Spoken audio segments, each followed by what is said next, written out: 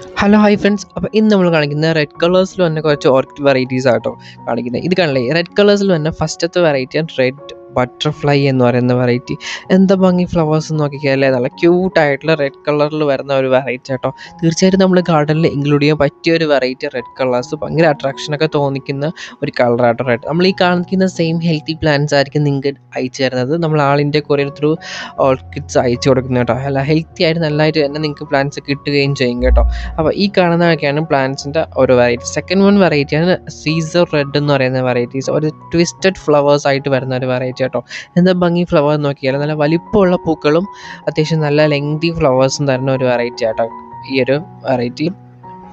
അടുത്തതായി മൂന്നാമത്തെ വെറൈറ്റി എന്ന് വെച്ചാൽ സൂപ്പർനോവ റെഡ് എന്ന് പറയുന്ന വെറൈറ്റി ആട്ടോ. അതും ഒരു റെഡ് കളറിൽ വരണം, നല്ല ക്യൂട്ട് ഫ്ലവേഴ്സ് ഉണ്ടാകുന്ന ഒരു വെറൈറ്റി ആട്ടോ. അത്യാവശ്യം നല്ല ഹെൽത്തി 2-3 ഷൂട്ട് വരുന്ന ഒരു പ്ലാന്റ് ആണ് ഇപ്പം നമുക്ക് കയ്യിൽ സ്റ്റോക്ക് ഉള്ളത്. അപ്പോൾ